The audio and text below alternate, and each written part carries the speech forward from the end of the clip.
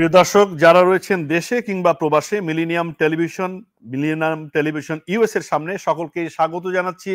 Millennium television ও millennium television US এর নিয়মিত আয়োজন বলার কথা বলবো অনুষ্ঠানে। দর্শক, বলার কথা বলবো এই অনুষ্ঠানের আজকের পর্বটি একটু ভিন্ন রকম। আজকে আমরা এটা বিশেষ পর্ব বলা যেতে পারে যে আজকে আমেরিকার প্রেসিডেন্ট নির্বাচন, কার জয় কার পরাজয়, এই শিরোনামে আজ আমরা কথা বলবো। এবং আজকে ঠিক আমেরিকা থেকেই সম্মানিত দুজন অতিথি আমাদের মাঝে উপস্থিত থাকছেন। চলুন আলোচনার শুরুতে তাদের সাথে আপনাদের পরিচয় করে দিই। খুব আনন্দের সাথে জানাচ্ছি যে আজকে আমাদের এই মিলেনিয়াম টেলিভিশনে জয়েন করছেন প্রথমবারের মতো দুজন অতিথি। আমি পরিচয় করে দিতে চাই প্রথম অতিথি ডক্টর নূর মোহাম্মদ তোফাদার, চেয়ারম্যান মিলেনিয়াম টেলিভিশন এবং মিলেনিয়াম টেলিভিশন ইউএসএ। দর্শক, নূর মোহাম্মদ তোফাদার এই টেলিভিশনের কর্ণধার এবং তাকে আমি আসলে বিশেষভাবে রিকোয়েস্ট করেছি, তিনি আসতে চাননি, যে আমেরিকার নির্বাচনী পরিস্থিতি নিয়ে তার আমরা কথা শুনবো। দীর্ঘ সময় থেকে তিনি আমেরিকায় বসবাস করছেন, আমেরিকার নানা কমিউনিটির সাথে তার উঠা বসা এবং নানা রকম কর্মকাণ্ডে তিনি জড়িত আছেন এবং তিনি নিজেও মিলেনিয়াম টেলিভিশনের জনপ্রিয় অনুষ্ঠান হোস্টিং করেন, সম্প্রচার করেন এবং নিবেদিত প্রাণ একজন মিডিয়া কর্মীও বলা যেতে পারে এবং কমিউনিটি একজনের লিডার, সেটাও আমরা বলবো তাকে। তিনি আজকে আসেন, খুবই আনন্দের বিষয়। এবং একই সাথে আরেকজন গুণী ব্যক্তিত্ব আমাদের মাঝে আছেন, মোহাম্মদ সোলাইমান আলী, সহসভাপতি বাংলাদেশ আওয়ামী লীগ যুক্তরাষ্ট্র। দর্শক, তার আরো পরিচয় আছে যে তিনিও বাঙালি কমিউনিটিদের নেতা এবং সেখানে তিনি সেদেশের রাজনীতিতে গভীরভাবে নিজেকে সম্পৃক্ত করে নিয়েছেন, অসম্ভব গুণী মানুষ। তো আশা করছি আজকের আমেরিকার যে প্রেসিডেন্ট নির্বাচন হতে যাচ্ছে আগামী 5ই নভেম্বর, সেই নির্বাচন সম্পর্কে আমরা সার্বিক একটি চিত্র, একটা পূর্বাপর একটি পরিস্থিতি আমরা জানতে পারবো। তো আপনাদের দুজনকেই স্বাগত জানাই আজকের আয়োজনে Bangladesh millennium television Dhaka studio থেকে। স্যার, আমাকে শুনতে পাচ্ছেন? জি, ধন্যবাদ, শুনতে পাচ্ছি। আপনাকে অশেষ ধন্যবাদ আমাকে, আমার মতো একজন ক্ষুদ্র ব্যক্তিকে আপনার প্রোগ্রামে ডাকার জন্য। আমাদের সহকর্মী ভাই বোন যারা আছেন সম্মানিত দেশে এবং প্রবাসে, সবাইকে ধন্যবাদ এবং দর্শক শ্রোতাদেরকেও অশেষ ধন্যবাদ। জি স্যার, আপনাদের দুজনকে অশেষ ধন্যবাদ এবং কৃতজ্ঞতা আবারও জানাই। স্যার, শুরু করতে চাই আপনাকে দিয়ে, ডক্টর নূর মোহাম্মদ তোফাদার স্যার, আপনাকে দিয়ে যে আমার প্রশ্নটি হচ্ছে যে আপনি দীর্ঘ সময় আমেরিকায় আছেন, আপনি আমেরিকার একজন নাগরিক এবং সে কারণে খুব কাছ থেকে আমেরিকার যে নির্বাচন, রাজনীতি, দলীয় কর্মকাণ্ড, সেগুলো আপনি প্রত্যক্ষ করছেন। আমরা এইবারে নির্বাচন একটু আসতে চাই, যে বোধহয় এক সপ্তাহের সামান্য কিছু বেশি সময়, বা আমি জানি না 5 তারিখ হলে তো এক সপ্তাহের মতোই সময় আছে। গোটা পৃথিবী তাকিয়ে আছে যে সেখানে কি হচ্ছে এবং কে নির্বাচিত হবে। আমি এই প্রশ্নটি করতে চাই আপনাকে, যে সেখানে আসলে কে নির্বাচিত হবে, কমলা হ্যারিস নাকি ডোনাল্ড ট্রাম্প? আমরা যে জরিপগুলো দেখছি বাইরে থেকে, সেই জরিপগুলোতে খুব হাড্ডাহাড্ডি আমরা একটা ধরনের তথ্য পাচ্ছি যে হাড্ডাহাড্ডি একটা লড়াই হবে এবং কেউ কাউকে বিনা যুদ্ধে মানে মেদিনী পরিমাণ, মানে সুচ পরিমাণ মেদিনী ছাড়তে চান না। আমরা এই পরিস্থিতি দেখছি, জোর প্রতিদ্বন্দ্বিতা হবে বলে মনে করছি। পরিস্থিতি কি স্যার, একটু বলবেন? অশেষ ধন্যবাদ আশরাফ ভাই আপনাকে। দেখুন, আমেরিকার রাজনীতি একটা কঠিন পরিস্থিতির মুখে বর্তমানে। ডেমোক্রেট, রিপাবলিকান, সারা পৃথিবীতে যা ঘটছে, যা রটছে, যদি এটা বহুদলীয় একটি পার্লামেন্ট, বহুদলীয়, যেমন ব্রিটিশ বা ইন্ডিয়ান বা আমাদের মতো বহুদলীয় একটি রাষ্ট্র পরিণত হতো ফাউন্ডার ফাদার থেকে, সেই 1776 থেকে আজ এই ধরনের যুদ্ধে পরিণত হতো না। তবে আমি আপনার পয়েন্টে আসি। দেখুন, এক্স প্রেসিডেন্ট 90-র দশকে বা 1900-এর প্রথমে আরেকজন দাঁড়িয়েছিলেন এক্স প্রেসিডেন্ট, নেক্সট প্রেসিডেন্ট হওয়ার জন্য। তারপরে 100 বা 150 বছর পরে এসে আবার আরেকজন দাঁড়িয়েছেন, আমাদের এক্স প্রেসিডেন্ট ডোনাল্ড ট্রাম্প। যারা এক্স হয়ে যায় তারা কিন্তু আর স্ক্রিনে আসেন না, তারা স্ক্রিনের বাইরে থাকেন। কিন্তু এই ভদ্রলোক কেন বা কি জন্য, রাষ্ট্রের জন্য বা জনগণের জন্যই সে কাজ করছেন। তারও তো একটি বহুত জনবহুল গোষ্ঠী আছে, মিলিয়নস অফ লোক ভোটার আছে। তবে আপনার যে প্রশ্নটা হলো, খুবই কঠিন পরিস্থিতির ভিতরে দেখেন, সারা বিশ্ব এখন কঠিন পরিস্থিতিতে যাচ্ছে বাইডেন অ্যাডমিনিস্ট্রেশনের সময়।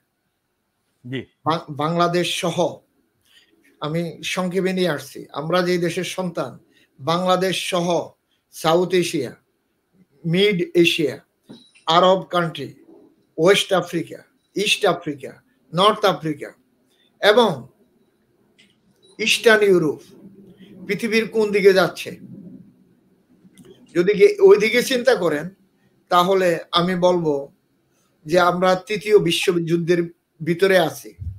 এটা তৃতীয় বিশ্বযুদ্ধের ভিতরে আমরা পড়ে গেছি। আমাদের গত রাত্রে, আপনাদের দিনেও বোধহয় ইরানে হামলা হয়েছে, তা আপনারা জানেন। সো এই ধরনের নাটকীয়তা হতো না যদি ডোনাল্ড ট্রাম্প পাওয়ারে থাকতো। এই ধরনের, সে কিন্তু মানুষ মারার পন্থী নয়। আমি কোনো রাজনীতিবিদ না, তবে সে মানুষ মারার মেশিন তৈরি করে নাই পেন্টাগানে। বাট আমেরিকার হিস্টোরিতে রিপাবলিকান ডেমোক্রেট একত্রে যুদ্ধে নামে। যুদ্ধক্ষেত্রে তাদের কেউ কম ভোট থাকুক আর বেশি ভোট থাকুক, তারা একত্রেই সাইন আপ করে, কংগ্রেসের অনুমতি নেয়, সেনেটের অনুমতি নিয়ে যুদ্ধ করে। স্যার, এই যে এবারের যে ইসরায়েল এবং ফিলিস্তিনি যুদ্ধ, অথবা ইসরায়েল এখন যে আক্রমণ করছে বিভিন্ন জায়গায়, ইরানের সাথে একটা আমরা সংঘাতপূর্ণ অবস্থা দেখছি, তো এই পরিস্থিতিতে আসলে মানে ডেমোক্রেট বা রিপাবলিকানদের অবস্থান কি কোনো ভিন্ন কোনো অবস্থান আমরা দেখতে পাচ্ছি? মানে সেখানে আমরা দেখেছি যে ইসরায়েল বিরোধী একটা মনোভাব আমেরিকানদের মধ্যে দেখেছি, যে এই যুদ্ধ বন্ধ করার জন্য বিশ্ববিদ্যালয়গুলোতে ছাত্ররা বিভিন্ন রকম ডেমনস্ট্রেশন করেছে বড় রকম। তো এই নির্বাচনে ইসরায়েল এবং যে ফিলিস্তিনি যুদ্ধ কোনো প্রভাব করবে, বিস্তার করবে কিনা ফলাফল নির্ণয়ের ক্ষেত্রে? সুন্দর একটি প্রশ্ন নিয়ে আসছেন। আমার মনে হয় না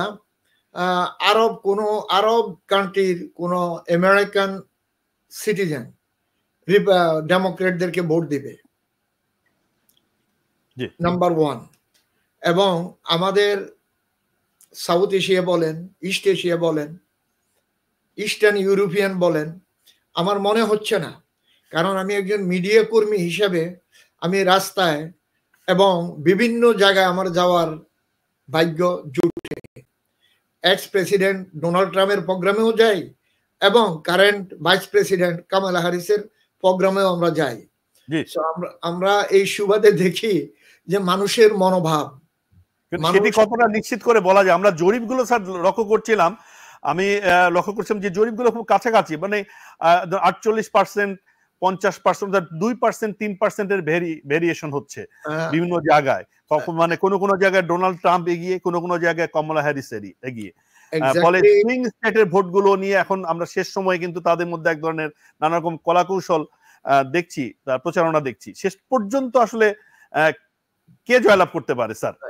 আপনি আবারও আপনাকে বলি, কে জয় লাভ করবে সেটা রাব্বুল আলামিন জানেন, আমিও জানি না, আপনিও জানেন না। আর এখানে ওই যে বক্স চুরি করা, ভোট চুরি করা বা ডাকাতি করা, এই ধরনের অবস্থান এখানে নাই। ব্লেম দিতে পারে, বাট এই ধরনের অবস্থান সৃষ্টি এই দেশে হয় না। ওকে, নাম্বার ওয়ান। আমরা তো দেখেছি যে 2020-এর নির্বাচনে, তাই না, ডোনাল্ড ট্রাম্প ক্যাপিটাল হিলে আক্রমণ করলেন তার সদল বলে, এবং তার বক্তব্য ছিল যে সে জয়লাভ করেছে নির্বাচনে, প্রভাব খাটিয়ে ফলাফল পাল্টিয়ে দেওয়া হয়েছে।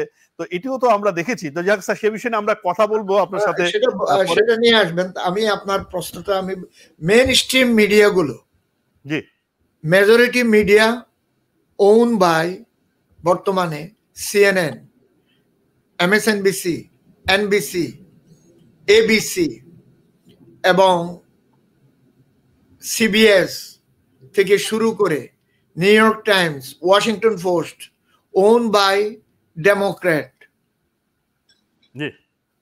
আপনাকে বুঝাইতে পারছি তো? পার্সেন্টেজটা ওনারাই নির্ণয় করেন। ওনারা কেউ 1% উপরে রাখেন, 1% নিচে রাখেন। তবে আমি আপনাকে বলবো 0.5% হয়তোবা মার্জিন হতে পারে, এই ধরনের হাড্ডাহাড্ডি চলছে আল্লাহর রহমতে। তবে বলা যায় না কে হবে, তবে সম্ভাবনা বেশি। আমি বিভিন্ন মিটিং আমরা শুনতে পাইনি, আবার বলুন যে কার সম্ভাবনা বেশি? সম্ভাবনা বেশি অল্প সামান্য ভোটে হলো হয়তোবা ডোনাল্ড ট্রাম্প চলে যায় কিনা সেটা রাব্বুল আলামিন জানেন। অসংখ্য ধন্যবাদ স্যার, আপনি ডোনাল্ড ট্রাম্পের নামটা বলেছেন, অর্থাৎ আমরা শুনতে স্পষ্টভাবে আমরা পেলাম আপনার প্রশ্নের জবাবে। আপনাকে ধন্যবাদ জানাচ্ছি। একটু আসতে চাই জনাব সোলোমন আলী, আপনার কাছে, আপনি কিভাবে দেখছেন যে এই প্রতিদ্বন্দ্বিতা চলছে? আসলে ডোনাল্ড ট্রাম্প নির্বাচিত হতে পারে নাকি কমলা হ্যারিস নির্বাচিত হতে পারে? আমরা কালকে দেখছিলাম যে কমলা হ্যারিস প্রথমবারের মতো নারী প্রেসিডেন্ট হিসেবে আমেরিকায় এক ধরনের বিশেষ তিনি সুবিধা পাবেন, নারীদের একটা ভোট তিনি পেতে পারেন, এটা প্রভাব বিস্তার করতে পারেন। এবং এই ভোটে কোন কোন ইস্যুগুলো মূলত ফলাফলকে নির্ণয় করবে, অর্থাৎ ফলাফলের উপর প্রভাব ফেলবে জিতার ক্ষেত্রে, একটু আপনার কাছে জানতে চাই। ধন্যবাদ। আজকের অনুষ্ঠানের অত্যন্ত সুদক্ষ সম্মানিত সঞ্চালক এবং আজকের এই অনুষ্ঠানের প্রধান আকর্ষণ, যিনি যুক্তরাষ্ট্রের দীর্ঘদিন যাবৎ অক্লান্ত পরিশ্রম করে এই মিলেনিয়াম টিভি চ্যানেলটিকে প্রবাসীদের কল্যাণে এবং প্রবাস থেকে পরিচালনা করছেন। এই জন্য আমি ডক্টর নূর মোহাম্মদ সাহেবকে অনেক ধন্যবাদ জানাই এবং আজকে নিজেকেও ধন্য মনে করছি আপনাদের সাথে সংযুক্ত হতে পেরে। সত্যি আমরা উত্তেজনাকর একটা পরিবেশের মধ্যেই আছি, কারণ আপনি যে কথাটি বলেছেন, আমেরিকাতে আসলে যতই আমরা বলি যে ফেয়ার হয়, কিন্তু আমি যতদিন আছি বা যতদিন লক্ষ্য করার চেষ্টা করছি, দেখছি যে নারীদের জন্য একটু কেন যেন নারীরা অবহেলিত তুলনামূলকভাবে। কারণ আপনি বিগত দিনে জানেন যে হিলারি ক্লিন্টনের মতন, যার স্বামী একজন সফল রাষ্ট্রনায়ক হিসেবে আমেরিকায় সুপ্রতিষ্ঠিত থাকবেন আমেরিকান ইতিহাসে, তার স্ত্রী হয়ে এবং নিজেও বিচক্ষণ একজন নারী হয়ে তিনি কিভাবে পরাজিত হলেন। আসলে এটা দুঃখজনক যে আমেরিকানরা যত যোগ্যতা সম্পন্ন নারী হোক না কেন, আমার কাছে মনে হয় ব্যক্তিগতভাবে কেন যেন নারী বিদ্বেষী। তা না হলে নারী এত বছরের শাসনামলে কত জ্ঞানীগুণী নারী থাকা সত্ত্বেও নারীদেরকে সামনের দিকে আনা হয়নি। এবারের নির্বাচনে আসলে অনেক প্রশ্ন, যেটি আমাদের বিজ্ঞ আলোচক কিছুক্ষণ আগেই বলেছেন যে হাড্ডি লড়াই হবে, হাড্ডাহাড্ডি লড়াই। এই লড়াই আসলে সত্যি কল্পনাতীত। কেননা যে নারীরা অবহেলিত হতে হতে যদি তারা এইভাবেই শপথ গ্রহণ করে যে না, আমরা যেহেতু অবহেলিত, এবার আমরা সবাই ভোট দিব কমলা হ্যারিসকে, ওইদিকে যেমন একটা ব্যাপার। অন্যদিকে আপনি জানেন যে নারীরা শাসক হিসেবে ভালো হয়, কারণ তারা মায়ের জাতি, তারা সবসময় শান্তি প্রতিষ্ঠার জন্য কাজ করতে পারে, ভালোবাসা দিয়ে কাজ করতে পারে। এই দিকেও সাধারণ মানুষের কিছুটা দৃষ্টি এবার থাকতে পারে। আবার অন্যদিকে ট্রাম্প কিছু ভুল করেছেন, যে ভুলের কারণে ক্যাপিটাল হিলে আমেরিকার ইতিহাসকে কলঙ্কিত করেছেন।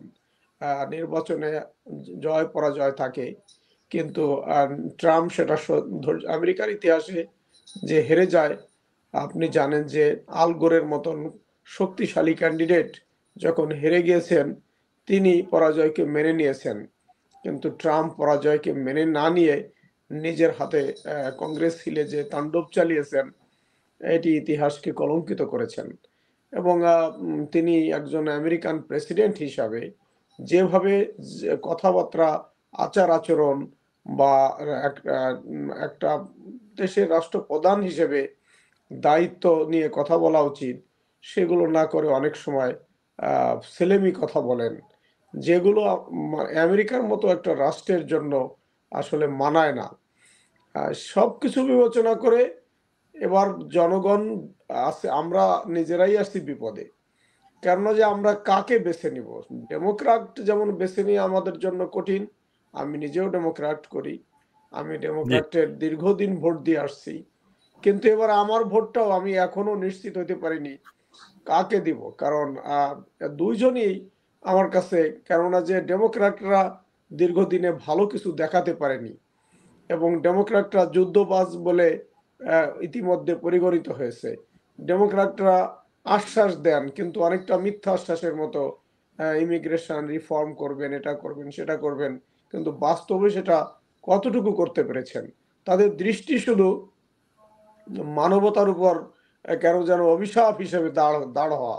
মানব কল্যাণে নিজেদেরকে দাঁড় না করিয়ে আমেরিকার যে সুনাম ছিল সেটিকে তারা প্রশ্নবিদ্ধ করেছে সারা বিশ্বে।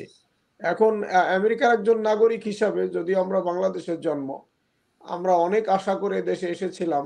এ দেশকে গর্ব করে আমরা উপভোগ করতাম যে না, এই দেশটা আসলে গণতান্ত্রিক সবচেয়ে কঠিন চর্চা কেন্দ্র। সেখানেও দেখা গেল ভোট নিয়ে প্রশ্ন ওঠে, ভোট কারচুপির কথা ওঠে। সেখানে কংগ্রেসিল দখলের মাসল প্রতিযোগিতা চলে। ওভারঅল সবকিছু মিলে আহ, মানে আমরা যারা ইমিগ্র্যান্ট, নিউ মিগ্র্যান্ট, তারা সত্যি একটা দ্বিধাদ্বন্দ্বের মধ্যে যে এত হাড্ডাহাড্ডি লড়াই হবে, জি আমার এই পবিত্র ভোটটা আমি কাকে দিব এবং কাকে দিলে লাভ হবে। যেভাবে মানুষ হত্যা চলছে ফিলিস্তিনিতে, সেখানে আমেরিকা অর্থ দিয়ে, রণকৌশল দিয়ে তারা সেই মানুষ মারার জন্য আরো সহযোগিতা করে যাচ্ছে। বিলিয়ন বিলিয়ন ডলার, নিজের দেশে কত বেকার, কত সমস্যা, হাজারো সমস্যা, জি সেগুলো সমাধানের দিকে না দিয়ে জি এই স্যার, এই এই কাজ করাতে ডেমোক্র্যাটরা প্রশ্নবিদ্ধ। জি স্যার, চমৎকার বলেছেন আপনি, খুব সুন্দর করে। যে প্রশ্নটি স্যার আসবে, যেটি হচ্ছে যে মধ্যপ্রাচ্যের নীতি নিয়ে, অর্থাৎ সেখানে ফিলিস্তিনি নীতি নিয়ে ডেমোক্রেট এবং রিপাবলিকানদের মধ্যে কোনো আসলে কোনো পার্থক্য আছে কিনা। অর্থাৎ ডোনাল্ড ট্রাম্প যদি ক্ষমতায় আসে তাহলে ইসরায়েল ফিলিস্তিনি যুদ্ধ বন্ধ হয়ে যাবে, ইসরায়েলকে অর্থ অথবা অস্ত্র সহায়তা দেওয়া হবে না, এমনকি কোনো মানে স্পষ্ট কোনো বক্তব্য আমরা ডোনাল্ড ট্রাম্পের বা রিপাবলিকানদের পক্ষ থেকে পেয়েছি। কমলা হ্যারিস বিভিন্ন সময় কৌশলে আমরা দেখেছি যে তিনি ইসরায়েলের যে যুদ্ধ সমালোচনা করেছেন, কিন্তু আমরা এটাও জানি যে পাশাপাশি তাদেরকে সহযোগিতা করা হচ্ছে। সেটি নিয়েও একটি প্রশ্ন আছে স্যার, আসবো আপনার কাছে, যে এটি নিয়েও আসলে বিশেষ করে মুসলিম বিষয়গুলো, বিশেষ বাংলাদেশের মানুষের একটি জানবার জায়গা আছে যে সেখানে কি হচ্ছে। আসতে চাই নূর তোফাদের স্যার আপনার কাছে, যেটি হচ্ছে যে জয় পরাজয় তো থাকবেই, কিন্তু জয় পরাজয় নির্ধারণ করে কতগুলো বিষয়কে কেন্দ্র করে, কতগুলো এজেন্ডা সামনে রেখে। আমরা কতগুলো এজেন্ডায় দেখছি যে ডোনাল্ড ট্রাম্প তিনি দেশের টাকা বাইরে খরচ করতে চান না, তিনি বাইরে সৈন্য থাক, যুদ্ধে অংশগ্রহণ করুক, এই যুদ্ধ অবস্থা তিনি চান না, সেখান থেকে তার বাইরের সৈন্য দেশে ফিরাতে চান। আমরা দেখছি যে তিনি অভিবাসন বিরোধী এক ধরনের মনোভাব ব্যক্ত করছেন, যে বাইরের লোকজন মেক্সিকানরা তার দেশে না আসুক এবং নিজেদের জন্য চাকরির ব্যবস্থা করা হবে, এই ধরনের তিনি কথা বলছেন। ফলে যে মানুষের মধ্যে এক ধরনের মনে করছেন যে আমেরিকায় নতুন কর্মসংস্থান তৈরি হবে, অর্থনীতি রিভাম্প হবে।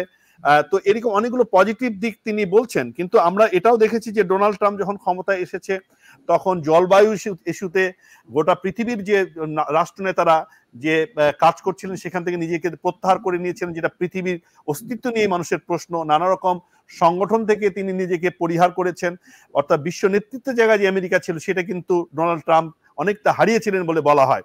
আমরা কমলা হ্যারিসকে দেখছি যে কতগুলো বিষয়ে তিনি প্রতিশ্রুতি দিচ্ছেন, বিশেষ করে নারীদের যে তাদের অ্যাবর্শন, অর্থাৎ যে গর্ভপাতের যে স্বাধীনতা নারীদের হাতেই থাকা উচিত, এবং সেটি তার পক্ষে তিনি সুস্পষ্টভাবে বলেছেন।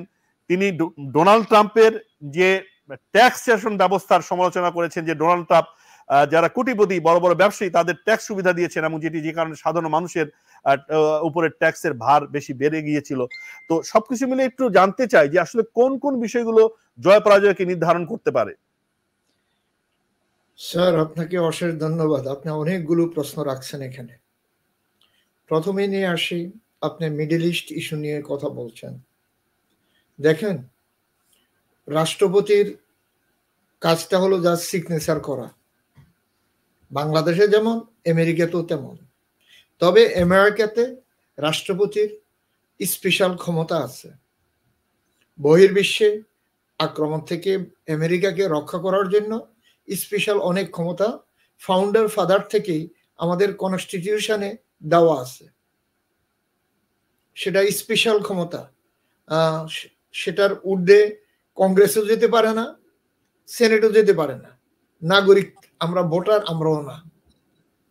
সো রাষ্ট্রপতি ইচ্ছা করলে 1 সেকেন্ডে সারা বিশ্বে যত যুদ্ধ হচ্ছে আমেরিকান গভর্নমেন্টের সহযোগিতায় সবকিছু অফ করতে পারে। আর রাষ্ট্রপতি যদি আপনার সেকেন্ড ট্রফিকে আসে, রাষ্ট্রপতি যদি চায় সারা যুদ্ধে বিনিয়োগ থাকুক, অর্থনৈতিক চাঙ্গা থাকুক, সারা বিশ্বের মাঝে একটা হাউকাউ জড়তা সৃষ্টি করা, সেটা একটা ডিপার্টমেন্ট আমাদের আছে। সেই ডিপার্টমেন্টের নামটা হলো, এটা অনিয়ারে বলা আমার মতো একজন ক্ষুদ্র ব্যক্তি উচিত কিনা, সেই ডিপার্টমেন্টের নামটা হলো সিআইএ এবং আমাদের ইউনাইটেড স্টেটস পেন্টাগন। জি, ডিপ স্টেট, যেটা স্যার আমরা এখন শুনছি যে আমেরিকার ভিতরের এক ধরনের স্টেট আছে। যাই হোক, আমি সেটা deep state, up state, down state সেদিকে আমি যাচ্ছি না। সো ওনারা গত 4 বছর ডোনাল্ড ট্রাম্পের আমলে অকেজো ছিল, টোটালি অকেজো। ডোনাল্ড ট্রাম্প কোনো অ্যাডভাইজারদেরকে অ্যাডভাইস দিতে আসে, প্রত্যেক দিনই সকাল 10টা থেকে 12টা পর্যন্ত তাকে অ্যাডভাইস দিয়ে যায় বিভিন্ন মন্ত্রণালয় থেকে, এবং একটি টিম আছে পেন্টাগনে, ওই পেন্টাগন থেকে নিউক্লিয়ার সাইট বলেন, ডিফেন্স সাইট বলেন, সিএএ সাইট বলেন, সাইবার সিকিউরিটি বলেন, ন্যাশনাল ইস্যু বলেন, তারা 2 ঘন্টা এটা নিয়ে সিচুয়েশন রুম আছে, ওখানে আলাপ করে।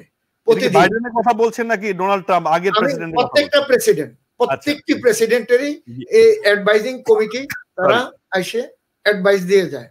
কিন্তু তার 4 বছরে ওই অ্যাডভাইজিং কমিটি সে সাসপেন্ড করে রাখছেন। বলছে তোমরা দেশকে গজব করছো, দেশের উন্নতি না করে সারা পৃথিবীর মানবতার দিকে কথা বলছো, মানবতাকে ধ্বংস করছো। এটা ডোনাল্ড ট্রাম্পের কথা বলছেন স্যার? জি। তার সময়ে কোন আর্মি বা কোন নেভি, এয়ারফোর্স, সিআইএ বা স্পেশাল যারা অ্যাডভাইজার, তারা অ্যাডভাইস দিতে আসলে তারা বলতো যে এই যা নিয়ে আসছো এগুলা চিফ অফ স্টাফের কাছে রেখে যাও। ওনারা কফি খেয়ে চলে যেতে হতো, কারণ সে অ্যাডভাইস নিতেন না। এই জন্যই নিতেন না, ওনারা চাচ্ছেন সারা পৃথিবীতে যুদ্ধ লেগে থাকলে আমেরিকার শূন্য সীমান্ত অস্ত্র বিক্রি হয়। এই অস্ত্র বিক্রি আমেরিকার পুঁজি, গভর্নমেন্টের পুঁজি, ন্যাশনাল পুঁজি এবং পেন্টাগনের পুঁজি। হাজার হাজার কন্ট্রাক্টর আছে পেন্টাগনে, আর্মি, নেভি, এয়ারফোর্সের ভিতরে, সিভিলিয়ান এবং আর্মি জেনারেল সহ সবাই, ওদের একটা পুঁজি হয়। এই পুঁজি থেকে 4 বছর তারা বঞ্চিত ছিল। এই বঞ্চিতের কারণে অনেকেই এক্স প্রেসিডেন্টকে পছন্দ করেন না। এই 1 নাম্বার। আর 2 নাম্বার হলো, পৃথিবীর কোন রাষ্ট্র আছে, বাংলাদেশেও চতুর্দিকে ইন্ডিয়া বলেন, বাংলাদেশ বলেন, তারের বেড়া আছে। পৃথিবীর কোন রাষ্ট্র আছে আশরাফ ভাই ওপেন বর্ডার? জি, হয়তো অনেক জায়গায় আছে, অনেক জায়গায় কোথাও নাই আছে। আপনি মরুভূমির দেশগুলো তো গেলেও পাবেন না, সাহারাতে গেলেও পাবেন না। জি, এখন আস্তে আস্তে সকল রাষ্ট্রের আসলে ফ্যান্স হয়ে যাচ্ছে, আমরা দেখছি যে বিভাজনটাই বড়। আমি একজন আমেরিকান সিটিজেন হিসেবে বলবো, আমাদের নাগরিকত্বের, আমাদের প্রত্যেকের সিকিউরিটির প্রয়োজন আছে, ন্যাশনাল ইস্যুর প্রয়োজন আছে। সো আমাদের তো বাউন্ডারির প্রয়োজন অবশ্যই আছে, কিন্তু আমাদের একটি গ্রুপ এবং একটি দল যার নাম ডেমোক্রেট, ডেমোক্রেসির নামে কথা বলে, ডেমোক্রেসির কথা বলে, ইমিগ্রেন্টদের কথা বলে, ইমিগ্রেন্টদের তোষামোদ করে। তারা জাস্ট ডেমোক্রেসি নামে একটি, সরি টু মাই ল্যাঙ্গুয়েজ, এটাকে জাস্ট বাংলায় যেটাকে বলে ভাওতাবাজি, মিথ্যাচার, তারা সেটা করে। এই 1 number. 2 number, open border system, এটা তাদের আমাদের কনস্টিটিউশনেও নাই। ওকে, সো আপনি বর্ডার সিকিউরিটি থাকতে হবে। অভিবাসনদের যে অধিকার, সেটি তো আমাদের জাতিসংঘ, আমাদের সার্বজনীন যে মানবাধিকার ঘোষণাপত্র, দেখুন, সেখানে আপনার সভ্য রাষ্ট্রগুলো সেটি সিগনেটরি, এবং আমেরিকাও সেটি সিগনেটরি। তো সেক্ষেত্রে অভিবাসনদের ও অভিবাসীদের যে অধিকার, তাদের যে মানবিক জীবনের নিরাপত্তা বিধান করা তো আধুনিক রাষ্ট্রের একটি কর্তব্য কিনা, এটিও তো একটি গুরুত্বপূর্ণ। স্যার, আমরা শুনবো একটু বিরতিতে যাওয়ার সময় হলো, ছোট্ট একটু বিরতি থেকে ফিরে এসে আপনার কাছে আসবো, ছোট করে শুনে আবার আসবো আমাদের অন্য অতিথির কাছে। দর্শক, আমরা যাচ্ছি আমাদের ছোট্ট একটি বিরতিতে, সাথেই থাকুন। MM Trading Corp. We provide services such as government trade, airlines, Boeing, Airbus, etc.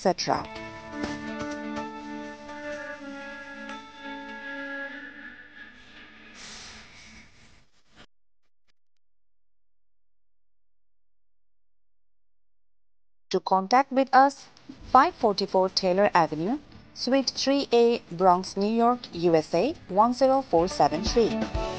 Telephone 718-893-0002. Email mntradingcorp@gmail.com. দর্শক, আপনারা দেখছিলেন মিলেনিয়াম টেলিভিশন এবং মিলেনিয়াম টেলিভিশন ইউএসএ এর বলার কথা বলবো অনুষ্ঠান। আমরা বিরতির পর আবারও সকলকে স্বাগত জানাচ্ছি। স্যার, আসতেছি যে আলোচনাটি চলছিল, যে ট্রাম্পের বিরুদ্ধে একটি বড় অভিযোগ ছিল যে গোটা পৃথিবীব্যাপী আমাদের যে বাইলেটারাল ইস্যুস গুলো আছে, ইন্টারন্যাশনাল ইস্যুগুলো আছে, বিশেষ করে আমাদের যে জলবায়ুর যে প্রসঙ্গ, আমাদের কার্বন নিঃসরণের প্রসঙ্গ, সেগুলো থেকে আমেরিকাকে প্রত্যাহার করা হয়েছিল। হয়তো ঠিক যে বাইরের যুদ্ধ ট্রাম্পের আমলে সেরকম ছিল না, সামরিক ব্যয় বা বাইরে যে সামরিক যে উপস্থিতি তিনি খুব বেশি চাইতেন না, কিন্তু ইসরায়েলকে সহযোগিতার নীতি থেকে তো তিনি সরে আসেন না বা আসেননি তখনও। এবং এইটিও একটা সমালোচনা আছে যে বিশ্ব নেতৃত্বের জায়গাটা আমেরিকা হারিয়ে ফেলেছিল বা ফেলছিল ডোনাল্ড ট্রাম্পের আমলে। এটি নিয়ে কি বলবেন আপনি? জলবায়ু ইস্যুতে একটু জানতে চাই। আমি নিয়ে আসছি আপনাকে। আপনি প্রথমে নিয়ে আসছেন ইসরায়েলকে নিয়ে। ইসরায়েল নামটা হলো স্টেট অফ ইসরায়েল। এটা তৈরি করছেন ব্রিটিশ এবং ইউনাইটেড স্টেটস হোয়াইট হাউস। আপনার এটা জানা দরকার। এবং এটার 100% এখন সহযোগী যোদ্ধা হলো United states of America. America যদি মিডল ইস্ট থেকে চলে আসে, আমেরিকার অস্তিত্ব নিয়ে টানাটানি ঠেকবে। আমেরিকা এমন একটা জায়গায় এমন একটা জিনিস করে রাখছে, ব্রিটিশ এবং ইউনাইটেড স্টেটস, যার নাম হলো স্টেট অফ ইসরায়েল। তো ইউনাইটেড স্টেটস সহযোগিতা করবে না, কে করবে? আমরা এক্ষেত্রে ডোনাল্ড ট্রাম্প বা কমলা হ্যারিসের কোনো নীতিগত কোনো পার্থক্য আমরা দেখছি না ইসরায়েল প্রশ্নে। দেখুন, তারা এটাতে কখনো আসবেন না। নাম্বার ওয়ান, এটা তৈরি করছে ইউনাইটেড স্টেটস। এটা ইউনাইটেড স্টেটস এর একটি part of the games, part of the business.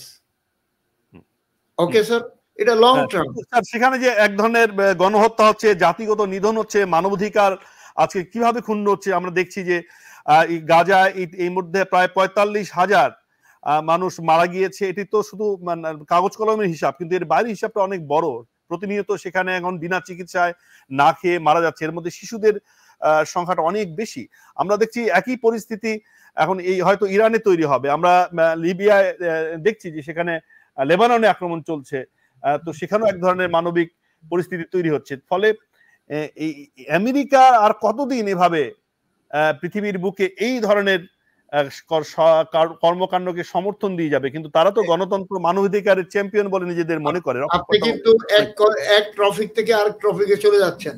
আপনি বলছেন যে ডোনাল্ড ট্রাম্প গুটিয়ে নিয়ে আসছে সারা পৃথিবী থেকে, আমেরিকার নাম গন্ধ সারা পৃথিবীতে থাকছে না।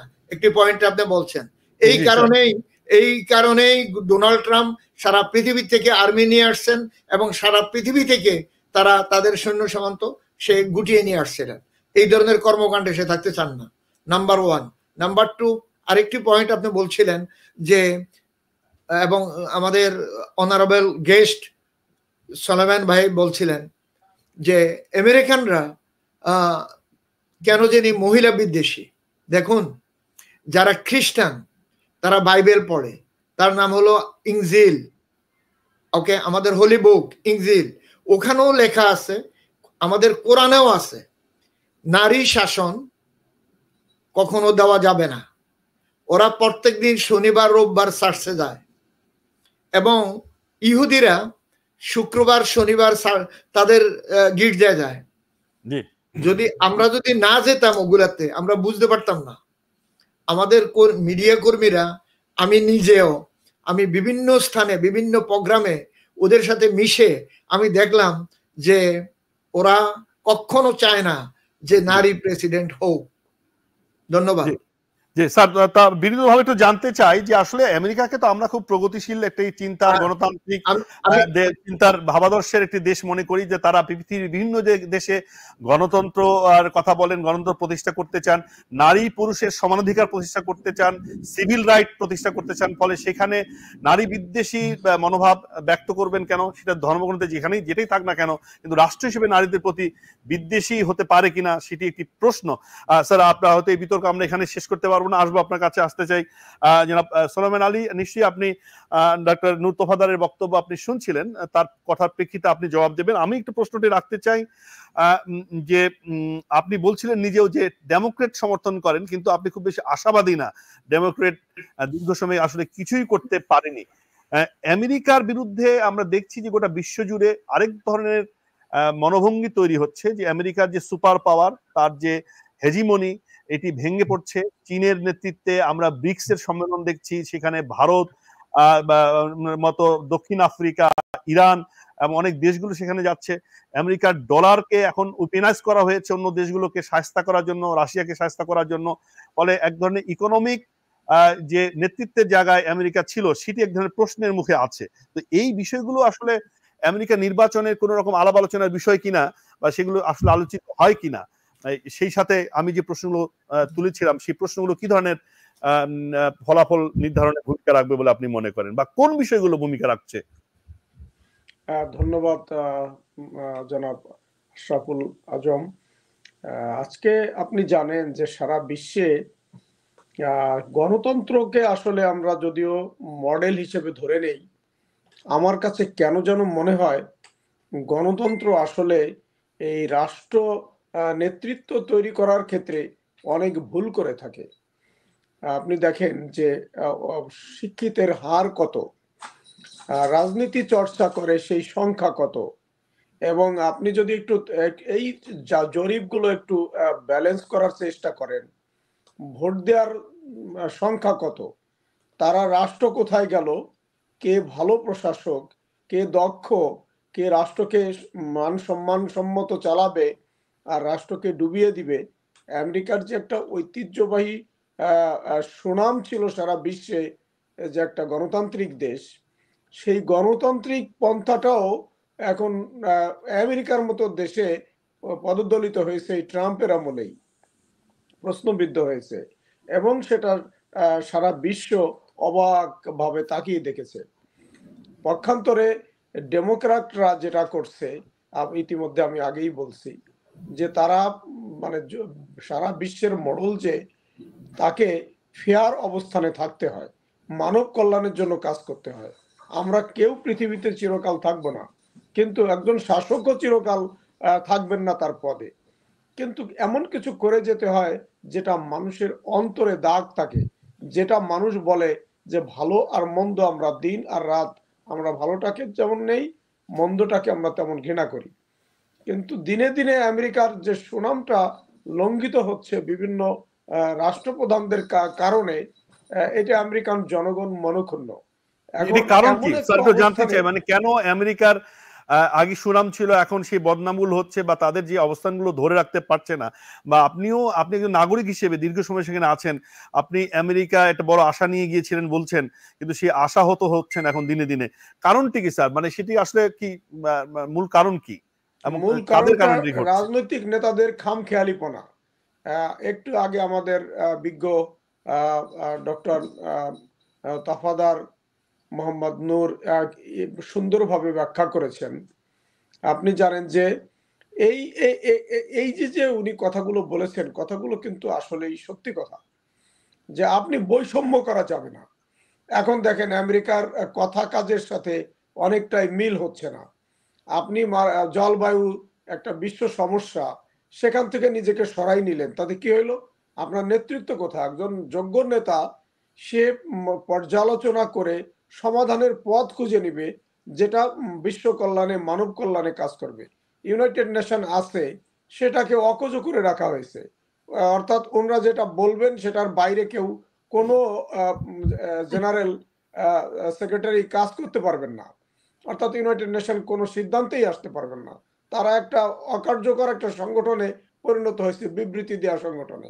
তা এই যে সারা বিশ্ব যদি এই মানবতার পদদলিত হয়, যেভাবে রক্তের হোলি খেলা চলছে সারা বিশ্বে, যারা মোড়ল, তারা মোড়ল হতে গেলে বিশ্ব শান্তির জন্য আমাদের ছোট্ট দেশের উদাহরণ আনতে হয়, যে মাননীয় প্রধানমন্ত্রী উনি জাতিসংঘে বিশ্ব শান্তির জন্য কয়েকটি ধাপ উনি বলেছিলেন এবং সারা বিশ্ব সেটা সমর্থন করেছিল এবং অনুমোদন করেছিল। সেই অবস্থানে থাকলে সারা বিশ্বে যুদ্ধ থেমে যেত, আমেরিকার সুনাম ফিরে আসতো। সেই সুনাম ফিরিয়ে আনার জন্য যে যোগ্য প্রেসিডেন্ট দরকার, এখন কমলা হ্যারিস কতটুকু সেটা পারবেন, উনি ভাইস প্রেসিডেন্ট ছিলেন, ওনার কিছু অভিজ্ঞতা আছে, এইভাবে মানুষ কিছু আশা দেখতে পারে। পক্ষান্তরে ট্রাম্প মানে বয়স হয়ে গেছে অনেক, এখন দ্বিতীয়ত খামখেয়ালিপনা, উনি তো নামই ট্রাম্প, আসলে উনি প্রেসিডেন্ট হলেন। একজন প্রেসিডেন্ট হতে গেলে যে বিশেষ যোগ্যতা থাকতে হয়, কথাবার্তা বলার মধ্যে একটা শালীনতা থাকতে হয়, একটা পরিকল্পনা মাফিক রাষ্ট্রকে পরিকল্পনা করতে হয়, পরিকল্পনা নিয়ে দেশকে এগিয়ে নিতে হয়।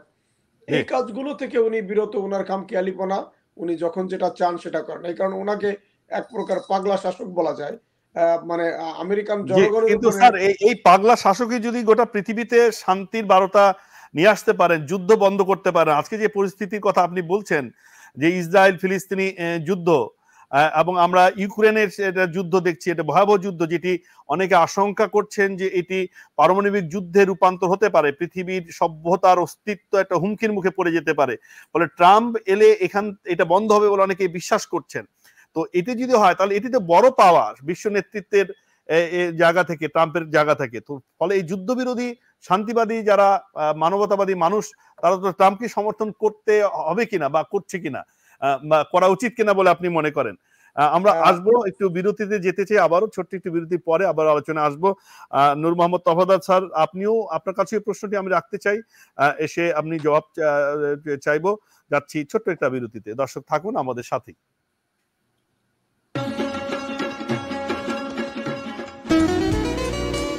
আমার কথা একটাই, ইমিগ্রেন্ট এল্ডার হোম কেয়ার। বয়স যাই হোক, আপনিও আপনার প্রিয়জনকে সেবা দিতে পারেন উপার্জন ঠিক রেখে। শুধু পিতামাতা আর শ্বশুর শাশুড়ি নয়, আপনার ছেলে মেয়ে, এমনকি প্রতিবেশী আত্মীয় স্বজনদের সেবা দিয়ে সর্বোচ্চ অর্থ উপার্জন করতে পারেন।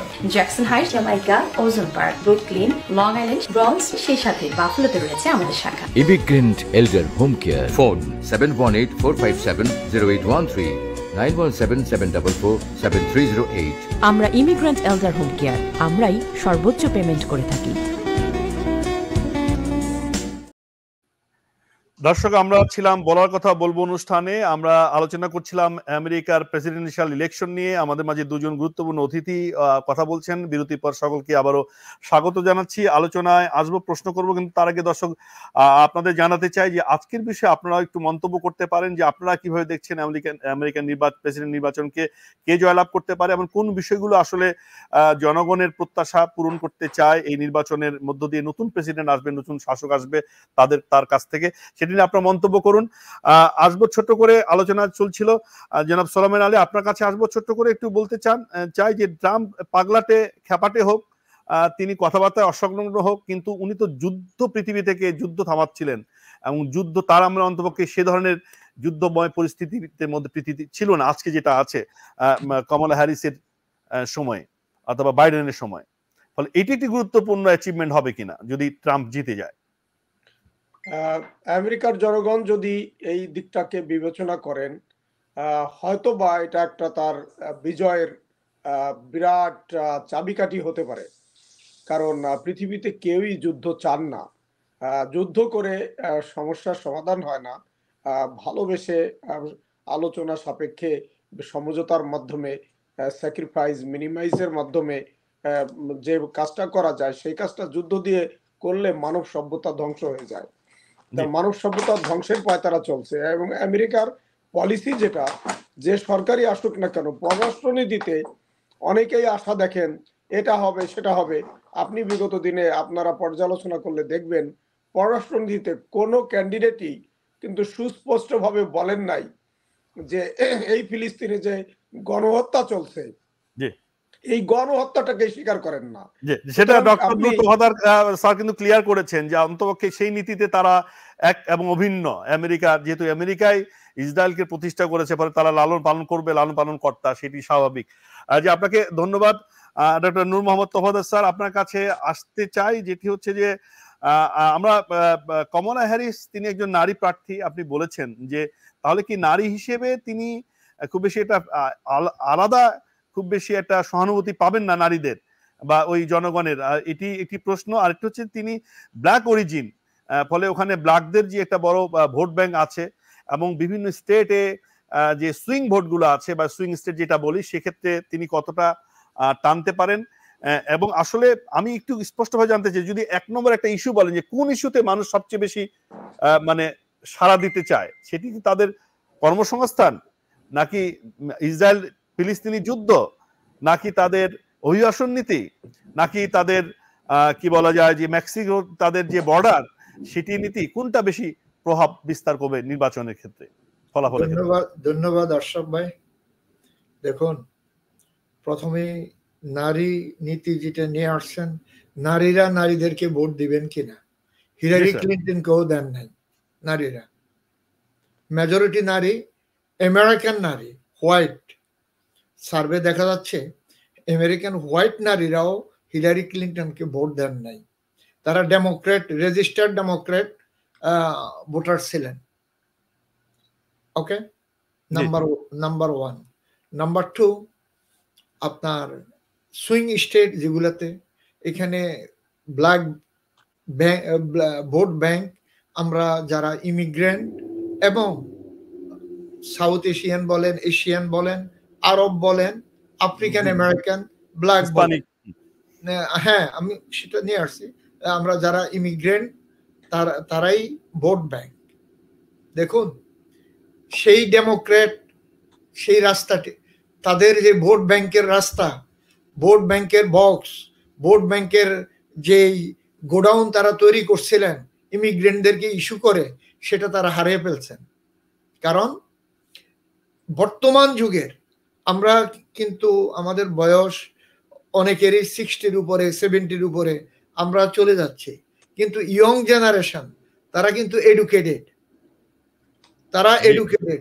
সোশ্যাল মিডিয়ায় তাদেরকে যারা সবাই এডুকেশন, আল্লাহর রহমতে সারা পৃথিবীর মানুষ সজাগ। এখন হাইড এন্ড সি যেটা ডেমোক্রেটরা করতেন, সেটা তার নিউ ইমিগ্রেন্ট বলেন, নিউ ভোটার বলেন, বা কালারফুল ভোটার বলেন, বা যাদেরকে ভোট ব্যাংক বলেন, তারা সব বুঝে গেছে। তারা এই রাস্তা থেকে তারা সরে গেছে। যেমন আফ্রিকান আমেরিকানরাই, আমার মনে হয় না 70% লোকে আপনি কামালা হ্যারিসকে ভোট দিবেন। আপনি সুন্দরভাবে বুঝতে পারছেন। এবং ডোনাল্ড ট্রাম্প তো অভিবাসন বিরোধী, তার মনোভাবটা হচ্ছে অভিবাসন বিরোধী। তাতে দেখুন, আপনি যে রাষ্ট্রে থাকেন, আগে রাষ্ট্রের রাষ্ট্রনীতি, রাষ্ট্রের ভিতরের যদি আপনার পিলার মজবুত না হয়, আপনি অধিবাসন এবং পররাষ্ট্রনীতি সেগুলো কিভাবে ঠিক করবেন? আপনি যদি মিটিং মিছিলে গিয়ে আপনি ঘুরে পড়েন, আপনি হাঁটতে পারেন না, আপনি চলতে পারেন না, তা আপনি তো আমেরিকার প্রেসিডেন্ট হওয়ার যোগ্য না ভাই। আমি বুঝাতে পারছি আপনাকে? আমাদের কারেন্ট প্রেসিডেন্ট বাইডেন মহোদয়, কিন্তু বাইডেন কমলা হ্যারিসের যে আগে যে তিনি ছিলেন, তিনি তো আরো অনেক বয়স্ক, তিনি তো বয়স্ক অবস্থায়, তার কথাই বলছিলাম আমি, তার কথাই বলছিলাম। তারপর এখন কামালা কমলা হ্যারিস, ট্রাম্পের বয়স তো কম না স্যার। হ্যাঁ, কমলা হ্যারিস তার 60 হয়েছে বছর, তার জন্ম উৎসব পালন করা হয়েছে। আমরা তাকে তার জন্মদিনে আমরা শুভেচ্ছা জানাই। তবে আমরা দীর্ঘ হায়াত কামনা করি উভয় সবাইকে। একটি কথা হলো রাষ্ট্রনীতি, গণতন্ত্র, আবার আপনার অধিবাসন নীতি একটা ভিন্ন, বর্ডার এটা রাষ্ট্রনীতিতে, এবং প্রবাস আপনি যে ইন্টারন্যাশনাল অ্যাফেয়ার যেটাকে বলছেন, ওই নীতি আমেরিকার এক, ডেমোক্রেট আসুক রিপাবলিকান আসুক ওই নীতিটা এক। কিন্তু জলবায়ু নীতিতে আমরা একটু পার্থক্য দেখেছি। জলবায়ু নিয়ে ওবামা মহোদয় এটা শুরু করছিলেন আমাদের এক্স ভাইস প্রেসিডেন্ট, যে প্রেসিডেন্ট ইলেকশনে জিতেও হেরে গেছেন, জিতেও সে হার মেনে চলে গেছেন, যেটা আমাদের ডোনাল্ড ট্রাম্প না জিতেও হার মানেন নাই। এটা সোলোমন ভাই বলছেন। জি স্যার, কি বলছেন? এই জলবায়ু নীতি, জলবায়ু অধ্যাদেশ কংগ্রেস সেনেটে পাশ হয়েছে ক্লিন্টনের আমলে, আজ নয় 94-এ। সেটা কিছুই করতে পারে ওবামা মহোদয় এসে সে কিছু একটা করতে চাইছিলেন, কিন্তু আমাদের ট্রাম্প সাহেব এখান থেকে, এবং আমাদের হেলথ শুধু ইয়ে থেকে বন্ধ করে দিয়েছিলেন নাকি? হ্যাঁ, জলবায়ু এবং ইউনাইটেড নেশনের যে হেলথ অর্গানাইজেশন ওখান থেকেও উঠে নিয়ে আসছেন। কেন নিয়ে আসছেন আমি বলি। আমেরিকা কেন আপনাকে আপনার ওশেন পরিষ্কার করবে? আপনি কি করবেন? যে আমি নিজের টাকায় অন্যের কেন উপকার করতে যাব? না, নিজের টাকা নয়, আপনার বাউন্ডারির ভিতরে, আমার বাউন্ডারির ভিতরে যা আছে সেটা আমি পরিষ্কার করব, ক্লিন করব। আমারটা আমি আপনারটা আপনি করবেন, আপনারটা আমি করতে যাব কেন? আমার ট্যাক্স পেয়াররা করবে কেন? যে চমৎকার কথা স্যার। কিন্তু আমেরিকা তো বিশ্ব নেতৃত্ব, আবারও একটি কথা বলি, বিশ্ব নেতৃত্বে আছে বিধায় আমি দিব $500 মিলিয়ন ইউনাইটেড নেশনের হেলথ অর্গানাইজেশনে, আর চায়না এমন একটি বড় দেশ, সে দিব মাত্র 25 মিলিয়ন। সেটা কিভাবে হয়? না, ঠিক আছে, গুরুত্বপূর্ণ কথা বলেছেন। ইউক্রেন যুদ্ধে কিন্তু আমেরিকা এখন অনেক দিতে হচ্ছে তাকে, হয়তো ট্রাম্প থাকলে এতটা দিতেন না, বা এটা বন্ধই হয়ে যেত, খুব ভালো হতো। স্যার, আমরা আলোচনা প্রায় শেষের দিকে একটু আসতে চাই, ছোট্ট করে অল্টার করতে চাই। জনাব সলোমন আলী, বাংলাদেশে এক ধরনের রাজনৈতিক পরিবর্তন আমরা দেখেছি, যে পরিবর্তন হয়েছে, আন্দোলনের মুখে শেখ হাসিনা সরকারের পতন ঘটেছে, এবং বাংলাদেশের বর্তমান যে সরকার ডক্টর ইউনূস, এর সাথে ওনার সাথে বর্তমান যে আমেরিকান প্রেসিডেন্ট বা সেখানে ডেমোক্রেটদের খুব একটা ভালো সম্পর্ক। অনেকে মনে করছেন যে ডক্টর ইউনূসের একটা শক্তির একটা উৎস বা একটা ভিত্তি তিনি পাচ্ছেন বর্তমান সরকার থাকার ফলে। কমলা হ্যারিস যদি নির্বাচিত হয়, ফলে তিনি একটি ভালো সুবিধা পাবেন এবং তার অবস্থানটা বাংলাদেশে শক্তিশালী হবে। কিন্তু ডোনাল্ড ট্রাম্প যদি আসে, তাহলে সে জায়গায় একটু ব্যত্যয় ঘটতে পারে, ডক্টর ইউনূসের জন্য একটু সমস্যা হতে পারে। এই ধরনের একটা আমরা মূল্যায়ন দেখি বা এক ধরনের পারসেপশন দেখি। আপনি এই বিষয়ে কি বলবেন? প্রথমত, আপনি যে প্রশ্নটার মধ্যেই একটি শব্দ বলেছেন, যে আন্দোলনের মুখে উনি পদত্যাগ করেছেন। আসলে এটা কোনো আন্দোলন ছিল না, এটা ছাত্রদের একটা দাবি দেওয়া ছিল, এবং সেটা দাবি দেওয়াটা সুন্দরভাবে সমাধান, একটা ষড়যন্ত্র বলতে পারেন। এটা কোনো এই সুপরিকল্পিত রাষ্ট্র ক্ষমতা পরিবর্তনের জন্য কোনো আন্দোলন ছিল না।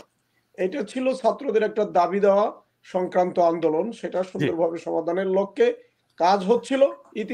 তারপরে ষড়যন্ত্রকারীরা কিভাবে 7.62 বুলেট, কিভাবে আন্তর্জাতিকভাবে আমরা সমস্যা বাংলাদেশের এই প্রেক্ষাপট নিয়ে হয়তো অন্য এক সময় কথা বলবো। স্যার, আমি একটু বাংলাদেশের সাথে সম্পর্ক সূত্র করে বর্তমান মানে প্রেসিডেন্ট নির্বাচনে কমলা হ্যারিস জিতলে কি হবে, ডোনাল্ড ট্রাম্প জিতলে কি হবে, সেটা একটু জানতে চাই আপনাদের। আচ্ছা, এখন এই আপনি যে কথাটা বলছেন, আসলে মানুষের আশা প্রত্যাশা বা ধারণা থাকে কিছু। আমি আগেই বলেছি যে পররাষ্ট্রনীতিতে এরা এক চুলও কাউকে ছাড় দেন না।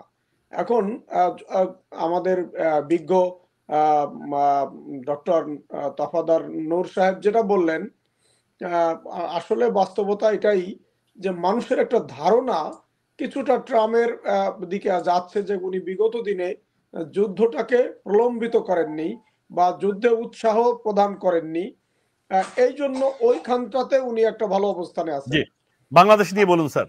আর বাংলাদেশের ভাগ্য সম্পূর্ণ নির্ভর করে, এখানে আপনি জানেন যে ইউনূস সাহেব যতই বিজ্ঞ বা আমেরিকার কাছে পরিচিত হোক, আমেরিকার স্বার্থ যেখানে আছে সেখানে আমেরিকা কাজ করে।